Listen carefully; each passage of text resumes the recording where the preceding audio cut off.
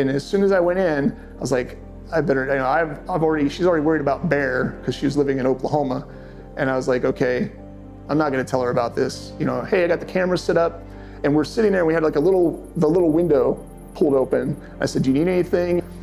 And literally outside, I was talking to her like this, and right outside, less than 30 feet, the loudest pursed lip whoop I'd ever heard in my life.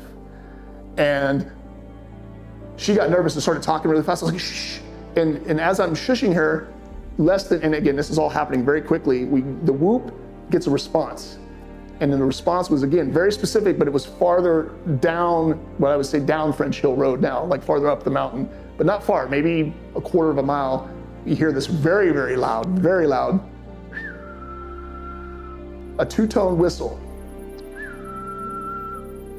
And then somewhere off in the woods, probably a mile away, it sounded a lot farther, was something that when I've interviewed for podcasts and other things, it's hard for me to describe because I can't ascribe it to anything. It sounded metallic. It sounded like somebody, like when we were kids, when you talk into a fan, but then it also sounded primate. And it was like but it had a metallic resonance to it.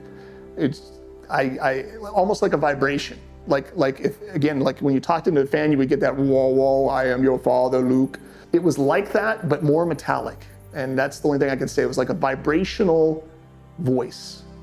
And she was freaked out. I was freaked out. She's like, no, don't. I was like, what? She goes, they'll hear us talking about them. I said, who? And then she shut up. And to this day, this individual, that's why I'm not going to name this individual. She doesn't want to be a part. She doesn't want her name attached to this, but she was there. So there was a corroborator. And the next morning, I would pace that out. I would find that branch. And when I measured it, where that branch was bouncing through the eyes was 12 feet in the air. And it's just, I'm glad whatever it was that had those eyes that I couldn't see it, because I don't know what I would have done. I mean, when I was tired, I'd driven all the way from Boise that day, 500, I think it was 500 miles. And so I was exhausted and ready for bed, but I know what I saw. She was there for the next 3 days. So in those next 3 days, she also heard them scream. We heard them, they were in the area when we came in. But that night, that was the last that we heard of them.